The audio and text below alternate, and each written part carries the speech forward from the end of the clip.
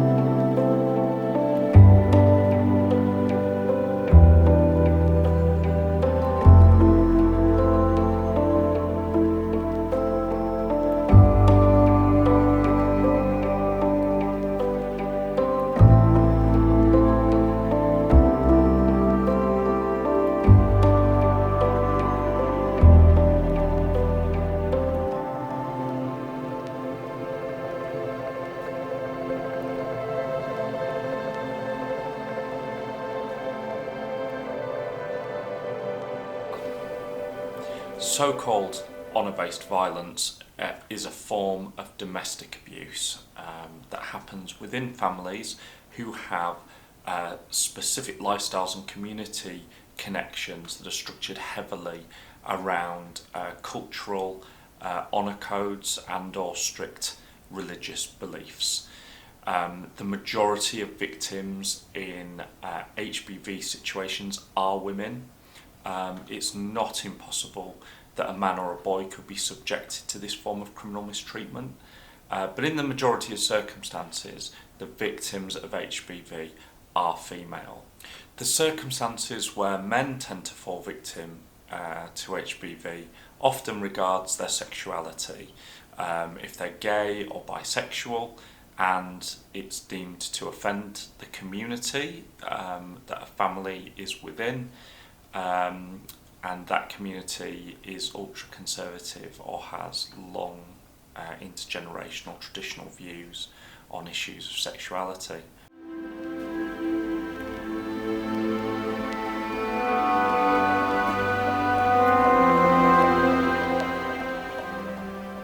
The whole principle of HBV is that a dishonour has been identified within a family or a community, and to discharge that dishonour, a consequence is visited upon the person deemed to be responsible for it.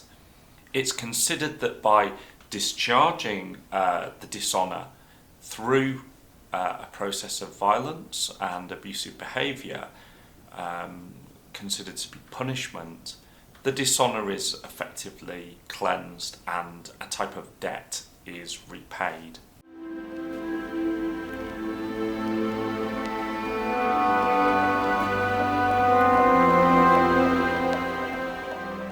Honour-based violence can result in or be implicated in severe criminal acts, up to and including murder, forced marriage, female genital mutilation, child abuse, rape, kidnapping, false imprisonment, assaults of all levels, forced abortion, and other forms of extreme violence and coercive behaviours are all associated with HBV. It's not uncommon to encounter situations where victims have committed suicide as a consequence of living under confinement and false imprisonment. People who've been subjected to repeated acts of violence or degrading treatment, including sexual abuse.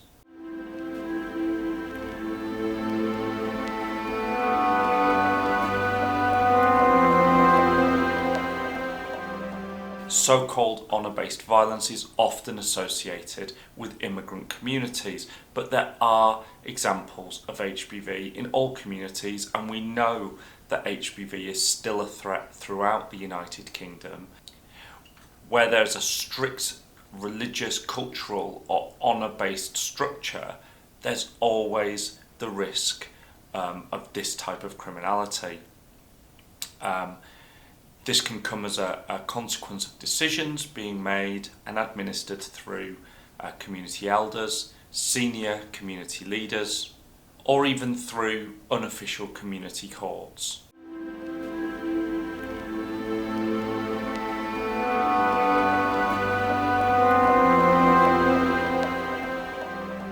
Let's take a moment to consider Sharia law. There has been a huge media agenda in many right-wing outlets to associate honour-based violence specifically with Sharia law and Sharia courts. Sharia law is the Islamic legal structure derived from the Quran and the Hadith. Sharia means God's immutable divine law. The use of extreme examples of Sharia practices have been highlighted to inspire fear and distrust of Muslim communities. Generally, thousands of moderate Muslim believers interpret Sharia law in a completely different way. Their interpretations of their religious obligations is completely disenfranchised from these very barbaric and hardline and extremist interpretations. Just as we know that Christianity has many branches and has a real spectrum from ultra-conservative to very liberal and progressive interpretations, there is nothing intrinsically within the Muslim faith that should be connected solely with the issue of so-called honour-based violence. While there are examples of HBV as a consequence of extreme interpretations of Sharia law, and generally within communities that routinely practice ultra-conservative interpretations of that faith, the existence of Sharia law is not the only source of HBV, and it's certainly not the only source of honour-related violence in the United Kingdom today. There are many communities that practice extreme versions of faith and honour that also result in HBV consequences.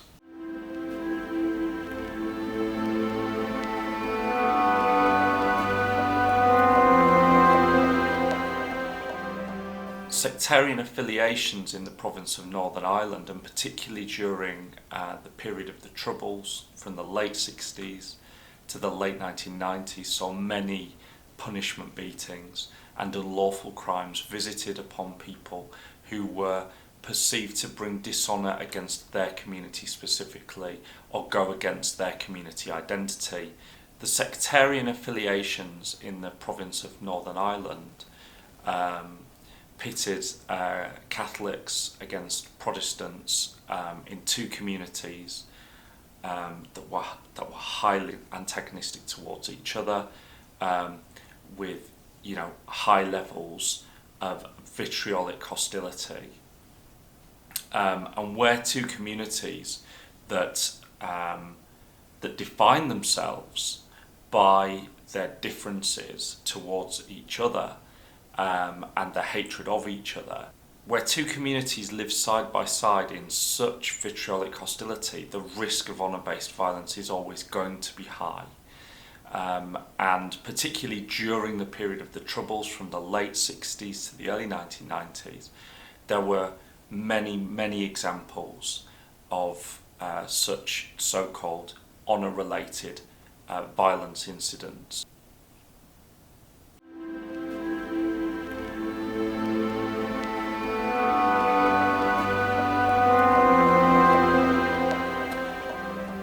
We need to talk about forced marriage within the context of honour-based violence as well, because this is a really key topic within this context.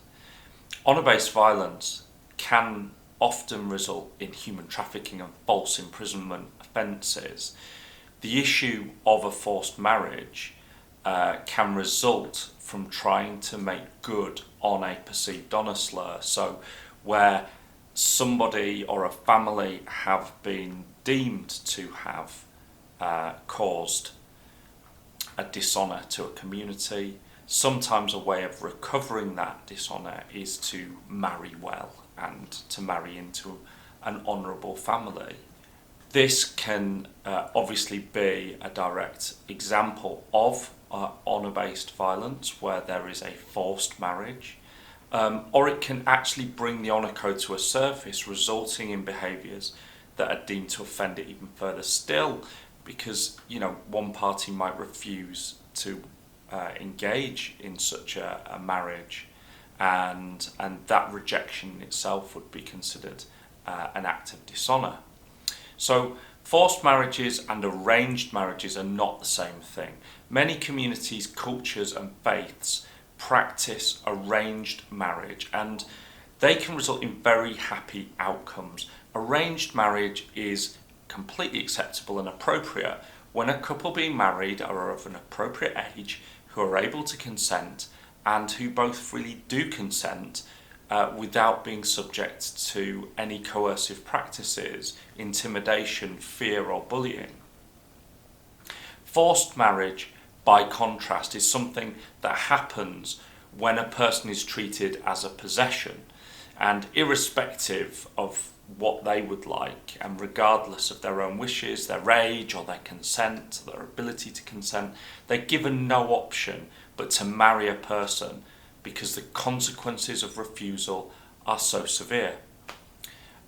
Children are often taken out of the UK for the purposes of marrying as young as 11, 12, 13 years old, before they're sexually, emotionally or psychologically mature.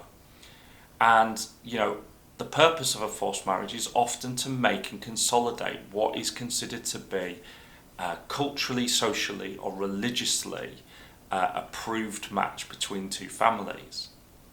While exponents of forced marriage will proclaim the benefits for the bride or for the groom, the arrangement is usually to benefit the family more broadly or to suit the needs of the community.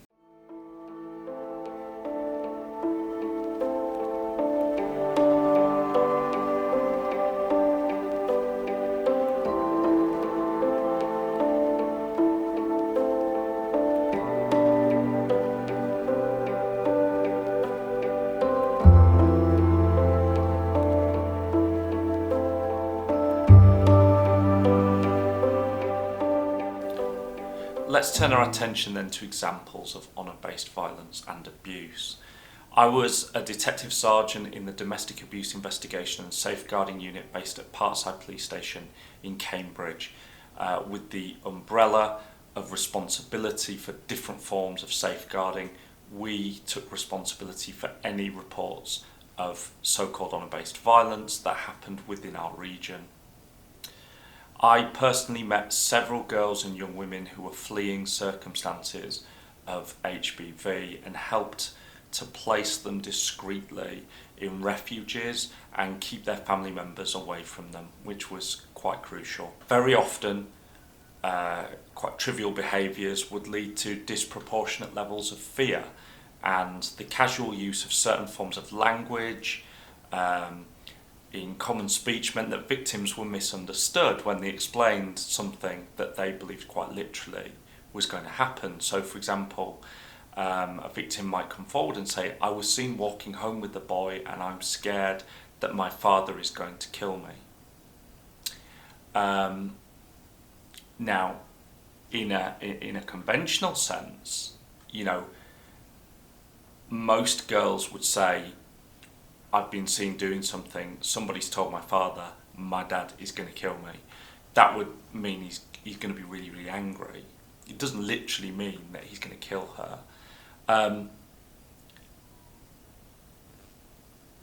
In this context, you have to take it very seriously. In the context of honour-based violence, you have to believe literally that this young woman has reason to believe that her father would literally end her life. When talking to such a person, you usually find that their father has already threatened their life many times before and has probably reinforced that threat with a severe act of violence in the past. Very often, victims of HBV already have hidden scars. Walking home with someone, depending who that person is, can be a legitimate cause for concern, of course, but not simply on the superficial basis of their race. And it should never result in a violent consequence inflicted by family and supposed loved ones. The fear within the family that gossip will spread, having been seen, having a daughter that's been seen walking with a boy from a different cultural or ethnic group, that can result in a perceived rejection of the community and the honour code.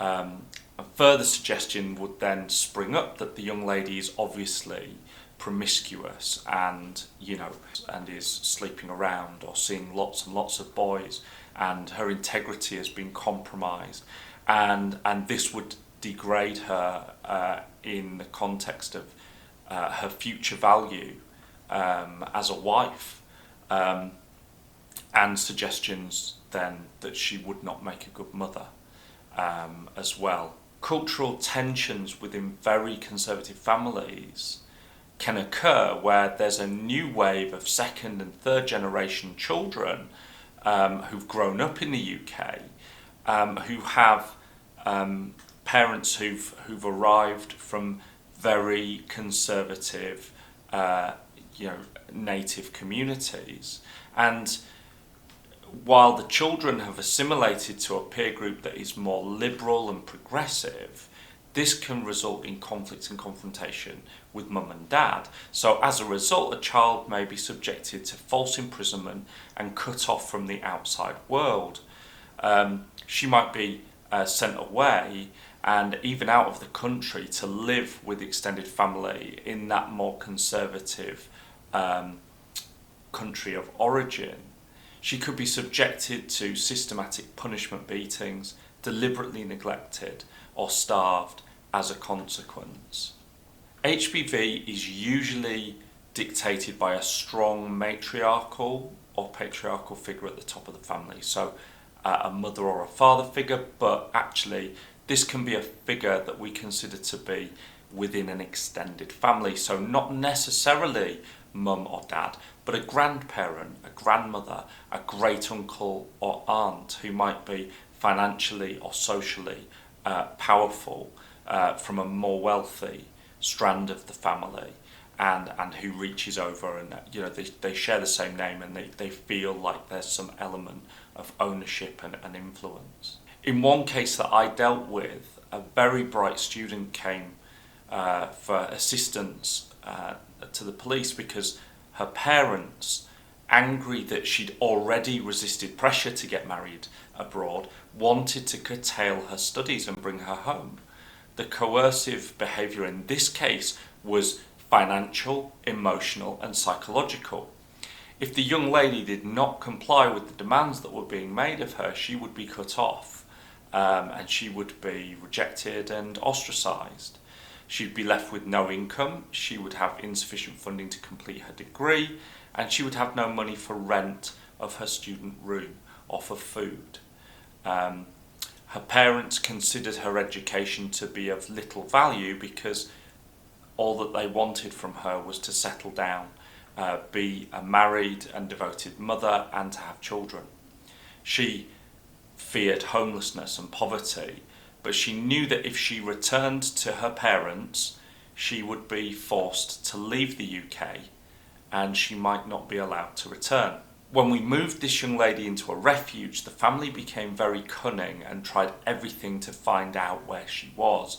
She was reported missing by them because we were refusing to confirm that she was in contact with us. So they cited urgent medical concerns for her. They tried to undermine her credibility in terms of her mental health, and they claimed that her father had been hospitalised and was in a grave condition, so she needed to go to him immediately. They tried to speak to many different people within the police organisation rather than a single point of contact. And the reason for this was that they hoped that one person might let slip some details of her whereabouts or the fact that she was actually in contact with us. Usually when a person is taken into a refuge in these circumstances, they are moved out of the county and they could be placed anywhere in the United Kingdom for their own safety, depending on the risk assessment. Their whereabouts will never be disclosed to anyone, and they will be supported with clothing, with food, a new mobile phone number, a panic alarm, and other important things which might even include a new name to operate under. So-called honour killing is a form of murder that is perhaps the most heinous of all. These crimes are committed by brothers, fathers, mothers with more loyalty towards such honour codes than they have love for their own children. Police investigating circumstances of honour death and suspicious deaths are often met with a wall of silence, with a community that is completely bound by fear. We know that there is no accurate data to tell us how many victims have died in circumstances of honour-based violence.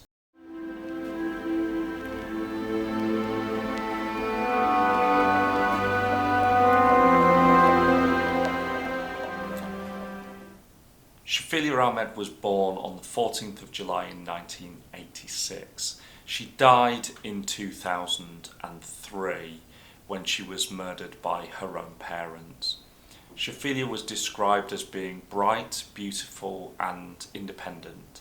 She came from a strict Pakistani family and she was the first generation of that family born in the UK. She was born in Bradford, she grew up in Cheshire, and this is compared to her parents who grew up in the Gujarat district of Pakistan. Shafila wanted the freedom to wear the same clothes as the children that she went to school with. She wanted to choose her own boyfriends and she wanted to become a lawyer. When she resisted the strict boundaries of her parents and their expectations, she was met with extreme violence. Her friendship with boys meant that she became regarded within the community as damaged goods. She was actually moved against her will to Pakistan, and in a suicide attempt she drank bleach. In the court reports subsequently it was stated that she attempted suicide a number of times. She was held down by both of her parents and she was beaten by them. When questions were asked of her parents while Shafila was still alive, they resorted to any means that they could in order to keep the authorities at arm's length. Shafila first ran away from home at the age of 11 and she tried to escape again many times after that. She was eventually murdered by her father and her mother, who killed her by stuffing a plastic carrier bag into her mouth to stop her from breathing. It's believed that her body was disposed of by her father in a remote part of Cumbria where it was found. Although she was killed on the 11th of September 2003, her remains were not found until February 2004. The difficulties of investigating and prosecuting a so-called honour killing are highlighted by the fact that it was not until 9 years later that the police had sufficient evidence to prosecute Shafila's mother and father. Shafila Ahmed was just 17 years old when she was murdered.